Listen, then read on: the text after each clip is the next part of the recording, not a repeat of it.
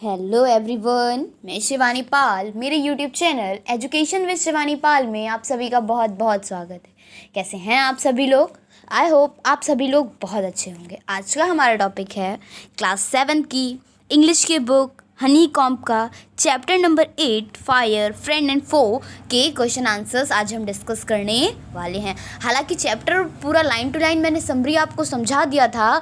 आशा यही करती हूँ कि अगर आप लोगों ने चैप्टर ही अच्छे से समझ लिया होगा तो आप लोगों को क्वेश्चन आंसर्स प्रोवाइड किया जाए इसकी कोई ज़रूरत ही नहीं है, लेकिन ये सिर्फ आपकी हेल्प के लिए हैं। इनसे हेल्प लीजिए। अदरवाइज़ क्वेश्चन आंसर्स को अपने आप मेंशन करने की कोशिश कीजिए। क्वेश्चंस को पढ़िए, चैप्टर फिर उसी टॉपिक फिर जिस जिस जो लेवल का क्वेश्चन पूछ रहा है, यानी कि कोई भी क्वेश्चन है या फ्लैश पॉइंट का है या फायर फ्रेंड है तो क्यों है, एनिमी है तो क्यों है, तो उस वही टॉपिक वही पैराग्राफ चैप्टर में ढूंढिए, उससे क्वेश्चन आंसर्स अपने आप लिखने की कोशिश कीजिए। अगर नहीं हो रहा है तो वीडियो की हेल्प लीजिए। तो चलिए देखते हैं।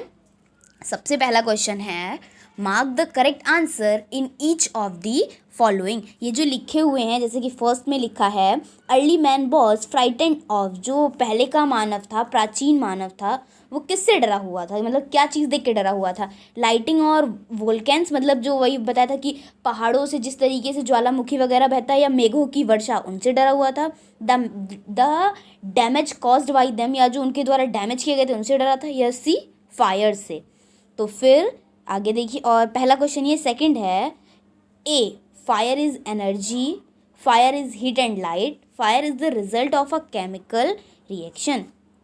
तो जो फर्स्ट का आंसर है वो है early man was frightened of fire. ये देखिए पूरा सेंटेंस ऊपर लिखा है, बस उसमें क्या ऑफ फायर, जो पहले का आदमी था वो डरा हुआ था फायर से। सेकंड वाले में fire is the result of a chemical reaction. Fire क्या है? केमिकल रिएक्शन का ही रिजल्ट है, जो कि ये चीज़ तो मैं पहले ही चैप्टर में बता चुकी हूँ। नेक्स्ट क्वेश्चन देखिए, question number 2, from the boxes given below choose the one of with the correct order of the following sentences. जैसा कि फर्स्ट सेंटेंस दिया है, that is fire, a chemical reaction take place, energy in the form of heat and light is release, oxygen combines with carbon and hydrogen.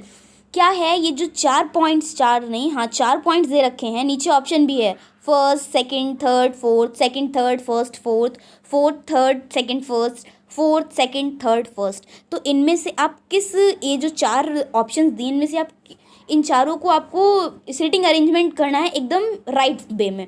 तो देखिए कैसे होगा।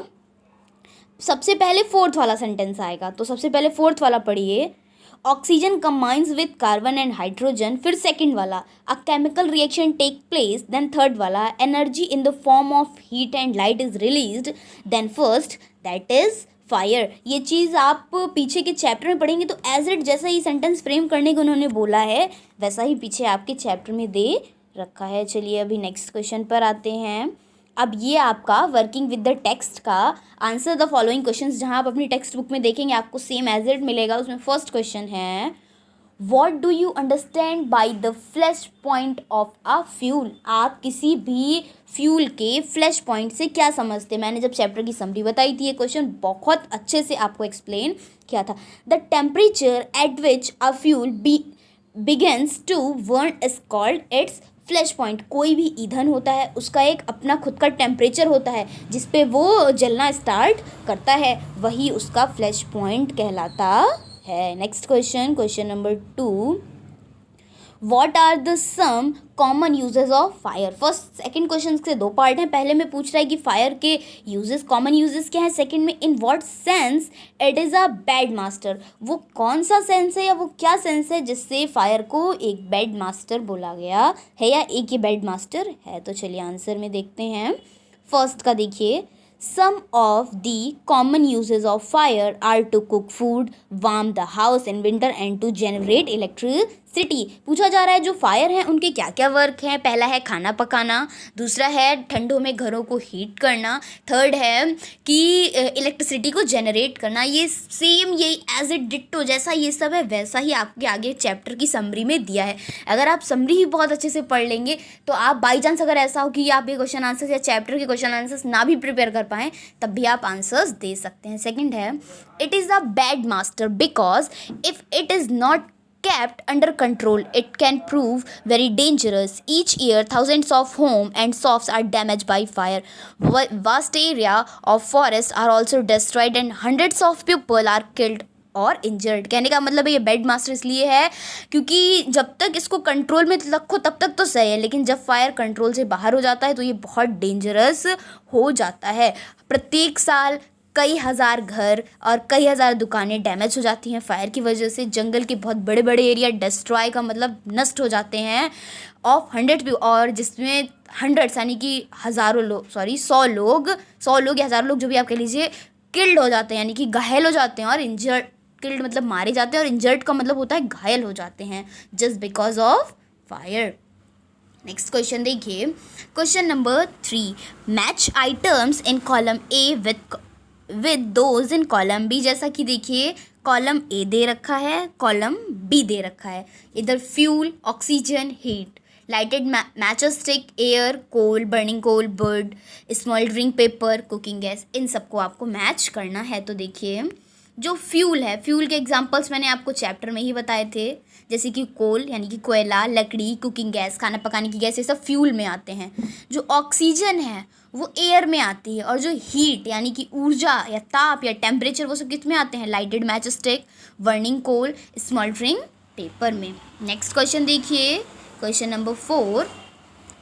What are the 3 main ways in which a fire can be controlled और put out? वो कौन से 3 veg है जिनमें हम फायर को कंट्रोल कर सकते हैं या उन्हें रोका जा सकता है? तो देखिए फायर कैन बी कंट्रोल और put out by taking away one of the 3 things required for burning. जब वो जल रही हो तब हमें ये चीज़ों का ध्यान रखना होगा. तो देखिए फर्स्ट क्या है, the first way is to take away the fuel. If the fire has no fuel to feed on, no burning can take place. कहने का मतलब है फर्स्ट वे क्या है, ये भी सेम एज इट चैप्टर में ही है, बहुत अच्छे से मैंने इसको एक्सप्लेन किया है.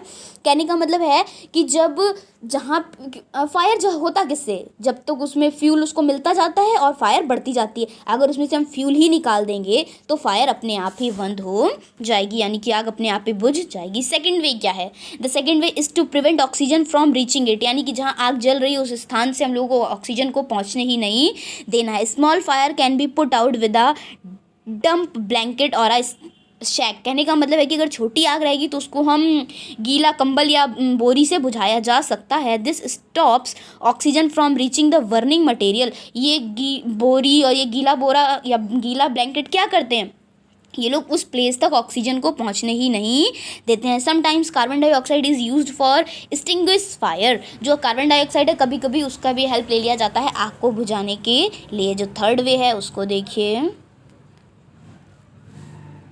The third way of putting out a fire is to remove the heat. कह रहा है कि थर्ड वे में हीट को ही रिमूव कर देना. If the temperature can be brought down below the flash point. कहा जैसे कि पहला बताया गया, हर एक फ्यूल, हर एक ईंधन अपना टेम्परेचर रखता है जिस पे वो जलता है, जिसको फ्लैश पॉइंट कहते हैं. अगर टेम्परेचर हम उससे कम कर देंगे तो आग अपने आप ही बुझ जाएगी. The fuel stop burning. Blowing on a burning match stick और a candle removes the hot air around the flame. Bringing down its temperature below the flash point. Sometimes water is spared on a fire. It absorbs heat from the burning fuel and lowers the temperature. It also cuts off the supply of oxygen and therefore fire is extinguished. कहने का मतलब है कि जिस तरीके से कोई candle जल रही होती है, कोई माचिस की तिल्ली जल रही होती है, उसको जब हम लोग फूकते हैं तो क्या होता है, क्या मेन चीज़, उसके जो चारों तरफ की एयर होती है वो बहुत ज़्यादा हीट होती है. अगर हम उसको रिमूव कर देते तो, अगर उसको फूकते हैं तो उससे क्या होता है, कैंडल क्यों ब्लो होती है, क्योंकि उसको जो चारों तरफ का एरिया होता है मेन चीज़ वो बहुत ज़्यादा हीट होता है, उसका हीट कम होता है, उसका जो फ्लैश पॉइंट होता है वो कम होता है और मैच स्टिक को हम फूक सकते हैं. और सेकंड ये कह रहा है कि वाटर, जब कहीं पे आग जल रही हो तो उसके ऊपर वाटर डालने से भी आग क्या होती है, बुझ जाती है, क्योंकि वहाँ पे भी ऑक्सीजन का पहुँचना कम हो जाता है. और चैप्टर में ये भी बताया गया था, फिलहाल यहाँ पे तो नहीं लिखा है, आप इस चीज़ को भी ध्यान रखिए. हमेशा जब भी कभी आग इलेक्ट्रिसिटी की वजह से लगी है तो हमें वहाँ पे वाटर का यूज़ कभी भी नहीं करना है. नेक्स्ट देखिए, question number 5. Match the items in box A with those in box B. Box A में कुछ दे रखे हैं, 0.21 paper, a piece of wood, small fire can be put out when water is poured on fire, a carbon dioxide extinguisher is the best thing. Space left between buildings, ये हैं। अब इनको आप किन से मैच करेंगे? It absorbed heat from the burning material and lowers the temperatures, reduce the risk of fire. With a damp blanket, we heat it before it catches fire to put out an electric fire. तो देखिए, सबसे पहला है to burn a paper or a piece of wood. We heat it before it catches fire. क्या है कि इसको मतलब जब ये टू वर्न अ पेपर, जो जलता हुआ पेपर है, और a piece of wood, we heat it, हम पहले इसको हीट करेंगे, बिफोर इट कैच फायर, इसके बाद ही ये जलेगा। Small fires can be put off, जो छोटी लगी हुई आगे होती हैं उन्हें हम कैसे बुझा सकते हैं? पहले ही बता चुके हैं कि कंबल को गीला करके या कंबल से बुझाया जा सकता है।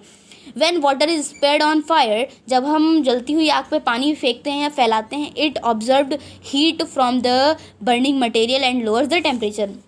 जलता हुआ जो मटेरियल होता है वो वाटर को एब्जॉर्ब कर लेता है और उसका जो टेम्परेचर होता है वो लो हो जाता है। Carbon dioxide extinguishers is the best thing to put out an electric fire. Electric आग को या इलेक्ट्रिसिटी से लगी आग या इलेक्ट्रिक फायर को पुट आउट यानी कि बुझाने के लिए कार्बन डाइऑक्साइड स्टिंगर सबसे अच्छी चीज़ है। और फोर्थ देखिए इसका, स्पेस लेफ्ट बिटवीन बिल्डिंग्स के बीच में स्पेस छोड़ा जाना चाहिए, reduce the risk of fire के रिस्क से बचने के लिए। क्वेश्चन नंबर 6 देखिए, why does a burning candle go out when you blow on it. जो होती है कि जो जलती हुई मोमबत्ती, वाई डज, क्यों, आ बर्निंग कैंडल, जलती हुई मोमबत्ती, go out when you blow it, जब हम उसको फूकते हैं तो वो क्यों बुझ जाती है? तो देखिए, अ burning candle goes out when you blow on it because blowing removes the hot air around the flame. यानी कि जब हम फूकते हैं तो जो जलती हुई कैंडल के चारों तरफ की हॉट एयर होती है वो अपने आप रिमूव हो जाती है, bringing down its temperature below the flash point. जो एक मोमबत्ती के जलने का फ्लैश पॉइंट होता है वो उससे नीचे चला जाता है, इसलिए कैंडल बुझ जाती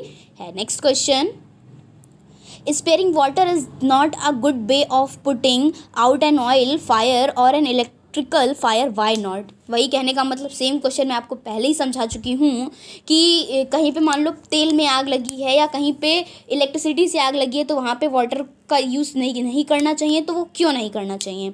if water is sprayed on to an oil fire, अगर हम तेल में लगी आग के ऊपर पानी स्प्रेड करेंगे, then the oil will float to the top of the water. आप ये चीज़ हमेशा ध्यान रखिए, जो तेल होता है वो हमेशा पानी के ऊपर तैरता है।